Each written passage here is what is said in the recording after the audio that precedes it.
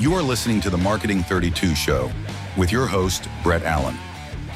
Welcome to the Marketing 32 Show. I'm Brett Allen here, host of the podcast where I connect with leading dentists, dental influencers, and industry experts to uncover the latest strategies and insights and innovations in helping your dental practice to grow and thrive.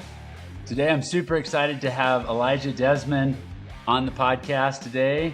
Elijah is a good friend. He's a seasoned dental entrepreneur, motivational speaker, two-time best-selling author with 7 successful company exits. His experience spans from building and scaling businesses to optimizing practice value, guiding dentists through the sale and acquisitions transitions. His book, Serial Entrepreneur: From Startup to Success, is a comprehensive guide on launching and growing businesses with confidence, offering practical strategies from his own journey. Elijah, thank you for coming on the show and welcome. Thank you, Brett. Very excited to be here. Yeah, it's going to be fun.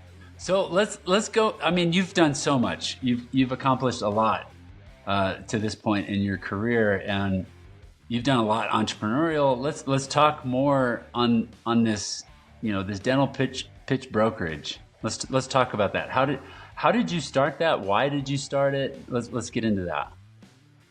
Yeah, well, first off, I've been in the business of relationships for a decade now, and while that might not seem long to many, I have been very involved in every major dental conference, all of the different influencer conferences. I've emceed. I've DJ'd all over the world in dental conferences. I've emceed all over the world in dental conferences. And now I just recently graduated from Auctioneer Academy. At this. Oh, that's awesome. So you're an auctioneer now. I saw you post about that. So auctioneer, yes. Tell us about that. Well, first off, I'm going to kind of let the cat out of the bag. I am selling dental practices, and that is not how. So that when I announced to the world that I was selling dental practices through Dental Pitch Brokerage, very important to know. I also announced around the same time I was going to Auctioneer Academy. I graduated. I am a licensed auctioneer, but that is not how I'm selling dental practice. I'm doing benefit auctions. So I've been having a ton of fun in this industry. I'm obsessed with dentistry. I'm never leaving. And my focus, though, is selling dental practices through Dental Pitch Brokerage. So I hope to give some really good takeaways during the podcast, but I think it's important to know how I started it. Yeah. And I am the founder of the Smiles at Sea dental cruises. Done them for about a decade now, and time flies. I'm also the founder of the Dental Festival, along with Dentistry's Got Talent and some other things. Yep. But the long story short is look, during the pandemic, we as a cruise business got shut down because there was no cruises for 2 years. Well, after the cruises started, I had a year to essentially start marketing. So I was 3 years off. Well, I took a huge hit on my business, the Smiles at Sea cruise. I didn't let anyone go.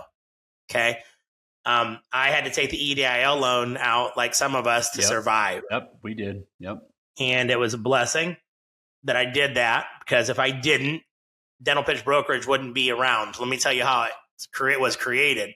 I watched, even during the pandemic, so many companies sell. They exited their companies. I watched so many companies raise millions of dollars, and I was sitting on the sideline thinking, how are they doing this? So I created something that was called at the time Dental Tank. Dental Tank was inspired from, as you know today, a company that's the Shark Tank, basically. Yeah. So I basically was looking at similar things and thought, man, wouldn't this be cool to raise money for companies that are startups or younger companies and bring strategic investors to the stage. So I had over 100 companies apply to be on the first Dental Tank. Whoa. And I had to interview everybody during the pandemic. This is during the pandemic. I interviewed everybody and I picked 25. And then I had to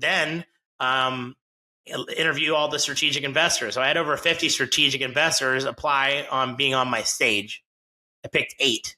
The first event that we had, 25 of the companies, we had 7 of them end up getting funded.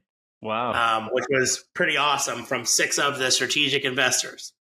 Wow. And one thing led to the next. And I'll fast forward this quickly to as of a year, that started in 21. A year ago, around a year ago, a little bit more, we started dental pitch brokerage.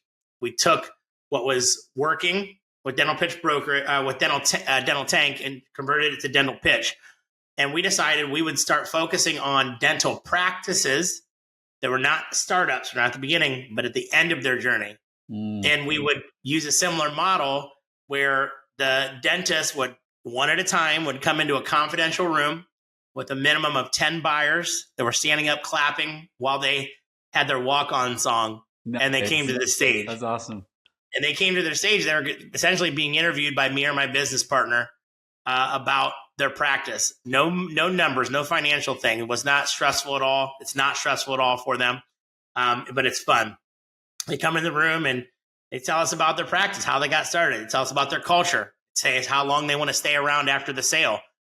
And then the buyers get the chance to ask any questions that they want to the sellers on the spot. And then they get this, the buyer sign up for 30-minute slots on meeting them one-on-one after they interview. And then they leave the room and we bring in the next seller. And everybody stands up clapping and excited because, it's a huge deal. Well, it's fun. No question you're going to bring the fun and the energy. That's who you are, Elijah. I remember when I first met you, it was at a Delivering Wow conference in Jamaica. Anissa Holmes introduced us. You were the MC. Your reputation precedes you. I think everybody in the dental industry knows who Elijah Desmond is. But that's cool that you're bringing that energy and this unique way of selling practices. So let's dig in more on that. I guess unless you want to keep going on more of the process of what it's like for those. Yeah. Come on. Yeah. So essentially, look, the process is pretty simple. We select 10 sellers for our events, and we select 10 buyers for our events. And we're a matchmaker. We're the brokerage firm, and we negotiate the highest price, but more importantly, the best terms for that dentist post-event. So after they meet, we then put the broker wall back up and do all the hard work on their behalf. We're the experts at selling their practice, and we're just doing it completely different than anybody else in the industry. But it's important to know, look, 75% of the dentists, they are all about the walk-on song and the energy, getting on the stage, being interviewed, but 25% are not. So for the 25% that are not, we actually take them in a more traditional route, and we have over 55 strong buyers in our ecosystem. Oh wow! So we basically will shop them out to all 55 buyers, even after the initial 8 that meet with them, or the initial 10. No, not necessarily, because typically we're putting the right buyers in the room, so we already know what they want, and so you don't want to have too many offers. It's a long process. You really only need to have, I'm going to call it 2 to 5 strong buyers, and you put them into a situation where it's kind of like a bidding war. No pun intended with me being the auctioneer, right? But it's kind of like a bidding war. But I will say the most important pieces is what happens after the money. You get, millions of dollars for your practice. But what's life like for you as a dentist after that? Those are terms and how you get the money. The terms are almost just as, if not more important than the deal itself. Right. So we take them through to the finish line. We hold their hand through the entire process because they're the experts at running their business and drilling, filling and making beautiful, teeth, right? Yeah. Smiles. We're the expert at making it to the next stage of life where they get to take that big bag of money and life has changed, and now they're ultimately moving on to the next step. So I think that's the most important. Yeah. So let's talk about kind of some of those components, like before and after. When is a good time? When is the right time to position yourself to sell? What do we need to do because there's probably a good year leading up to that you got to get everything cleaned up in your business. And let's talk about right. I think the time to discuss, to have this conversation is now. Okay. Period. What I know after creating and starting and selling multiple businesses is you need to have the exit in mind. Even if you're going to exit in 10 years, just know, what you want. Do you want to end up with 1 million, 5 million, 10, 20 million? You need to know how much money that you want to end up with, period, that you feel that you can retire. Yeah. Number one, the time to have the conversation is immediately. The time to exit or to retire, it's not now. The number one issue that I see is dentists, they give us a call when they're ready. Yeah. That is way too late. Right. You are leaving millions of dollars on the table if you call when you're ready. Right. The time to call is really 3 to 5 years before you're ready to actually retire. Oh, wow. Okay. That early even. And it's very important to find a partner that you want to sunset with, the right partner. When I say the right partner, honestly, you're going to make way more money during a sale if you sell to, let's just call it an emerging group, family office, a mid-sized group, or a large DSO. You're going to make way more money doing that than you are selling to a regular dentist that's at one office or an associate looking to buy. You literally are leaving millions of dollars on the table. And if you want that, totally okay. We can help. We can help still. That's not one of the 55. We have 55 plus strong buyers. And when I say that, I mean family office, emerging groups, small emerging groups, larger, mid-sized DSOs. Looking to scale through acquisitions. Yep. Exactly. So, but that's the 55. Now, outside of that, we absolutely have private practice dentists that are looking to buy. They're an associate, or they're looking to get their first practice, or they're, they have one location, they're looking to get their second one.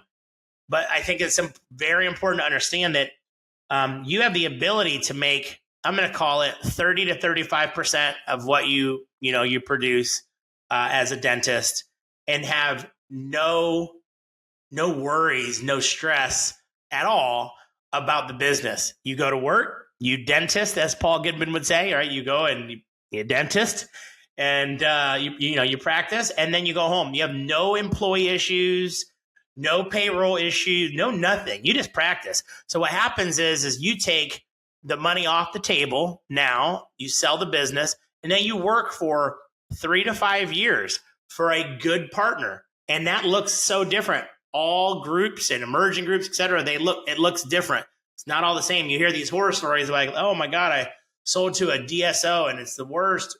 I also heard many times sold to a group or a DSO and it's the best. So you got to find somebody who's going to pair you up with the right partner. And I'm calling them a partner because they're running your business. They're taking over. But yeah. So and you may get, look, if you have a $2 million practice, you're going to get between, I'm going to call it 80% and 120% of that $2 million, right? Depending on the sale price. So say it's $2 million. You get $2 million, they're going to probably give you 60, 70, 80% of that 2 million. And then 20%, they can hold back. So you're given that on the 3 to 5 years as you exit, or you may be able to retain equity. You could sell 60% potentially, and then keep 40%. So that way, when that group goes to sell, you get way more for your 40%. There are so many different ways to skin a cat. The creativity behind it. I mean, even just watching Shark Tank, you see some of the deals these guys come up with in partnerships with other sharks, right? It's like, yes, it's creative how you can do this. Let's talk more about like resources. So I'm a practice owner, and I'm getting ready to sell 3-5 years out. I come to you, Elijah, and I'm like, hey, this is what I'm wanting to do. Tell me what that looks like. What resources? What do you start to implement? What are you starting to look at? All of that. Yep. Number one, my business partner has a book. It's the handbook on dental EBITDA. Okay. So EBITDA is extremely important. And if you look at EBITDA, here's a big picture. EBITDA is essentially the net profit after everybody's paid, all bills are paid. It's your net profit plus any taxes that you have paid on your loan, right? The taxes, you can add that back in. You add back in the depreciation. There's a bunch of different add backs ultimately. For example, if you're growing your company, you need to invest in marketing. Okay. But guess what? That marketing expense can be an add back. So you're still, it's crazy not to do marketing, for example. Oh, interesting.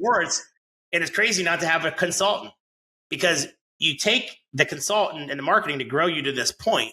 A lot of the groups have their own marketing that they use. They have their own processes and systems. So you don't you're not going to need that going forward necessarily. Right. And so anyways, first resource, go to dentalpitchbrokerage.com and download the free book, the EBITDA handbook. So you actually can get an understanding of what your practice is worth.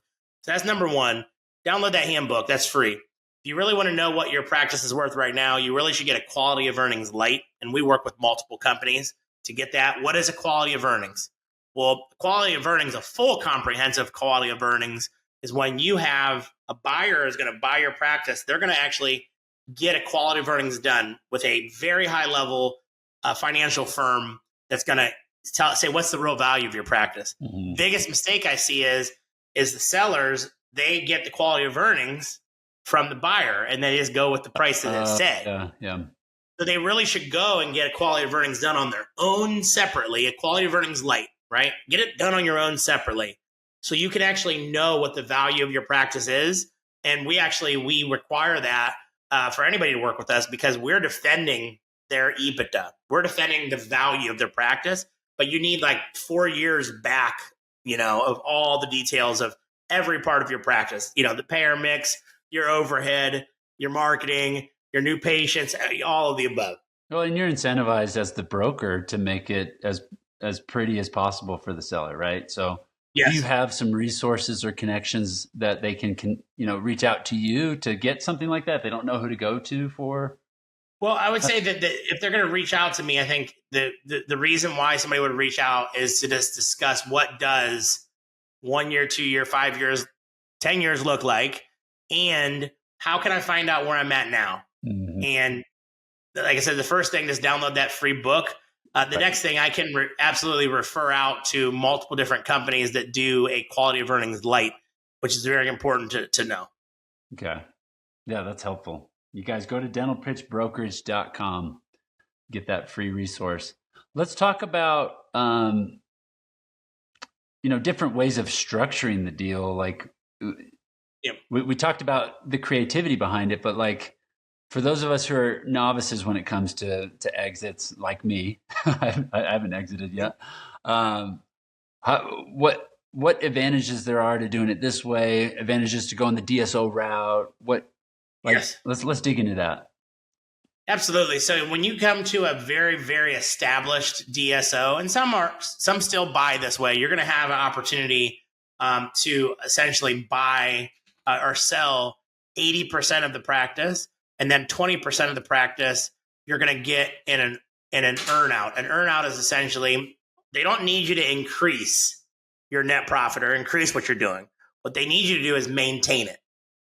So what you don't want to do is go crazy busting your butt before a sale to ramp up production in a crazy way. Yeah. If you can't maintain that, because an earnout basically means that you could depending on the deal is structured, you can make less. That 20% may be worth less if you decide to ramp down, or you could make more or the same, right? Yeah. And so that's called an earnout, right? Mm-hmm. And it's very important to understand that earnout is negotiated. Okay, most practices are not going to be just you get 100% up front. There has to be an earnout because there's some skin in there's so much risk. Yeah. Yep. There's so much risk involved. So that's that piece. The next piece is that there are some deals in which you can have an earnout, but you also can have equity in the mother company. So like, let's just say, for example, there's an emerging group. They have 15 locations. You're number 16. Well, there's an opportunity for you to invest, say, 10% of that money or 20 into the holdco, into the main company. There could be an opportunity for you to get, say, 60, 70% up front, 20% goes there, and then 10% is on an earnout, right? And then like the terms are super important. Do you want to stay for full time for 2 years and then pop down to 1 day on year 3, pop down another day year 4? The terms are so important. Does anything in your office change? Some groups, everything can change for the good. Yeah. A system that works. Some groups leave the office exactly how it is. They don't change anything.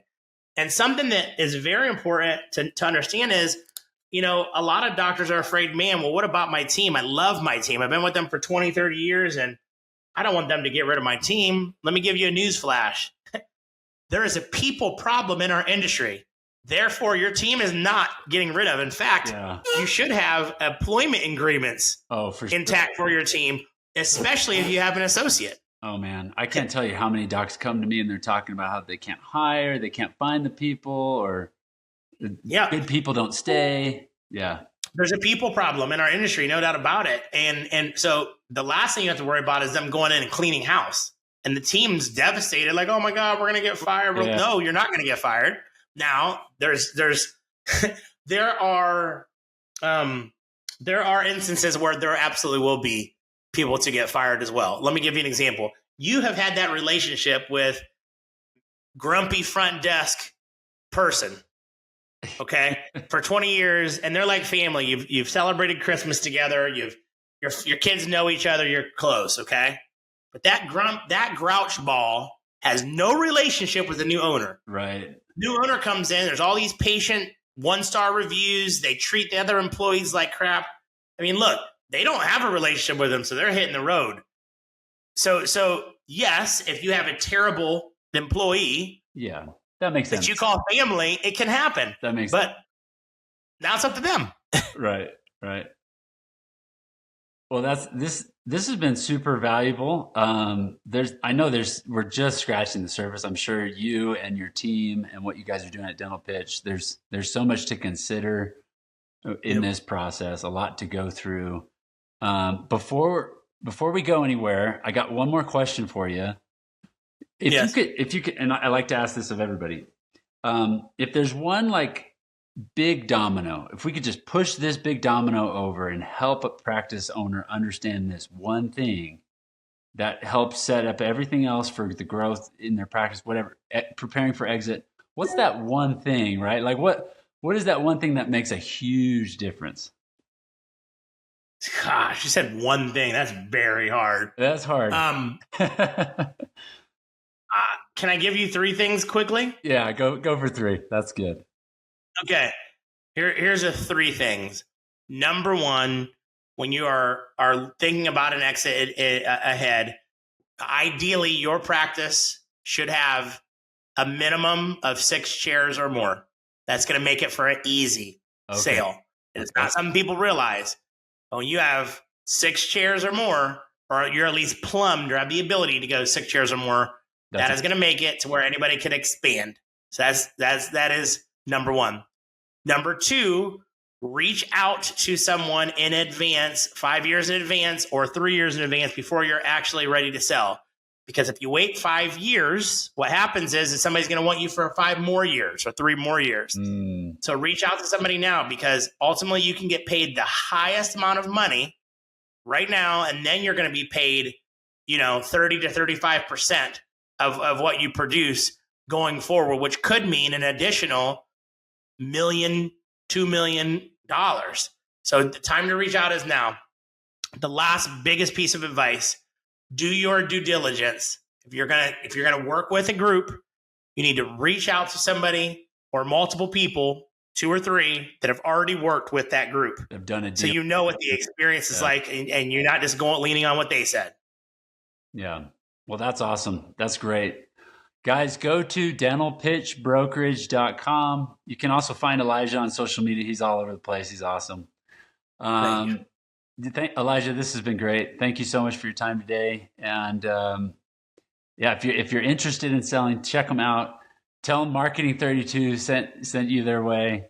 And you guys have a great one. We'll see you on the next episode. Thanks again, Elijah. Thank you. Bye-bye.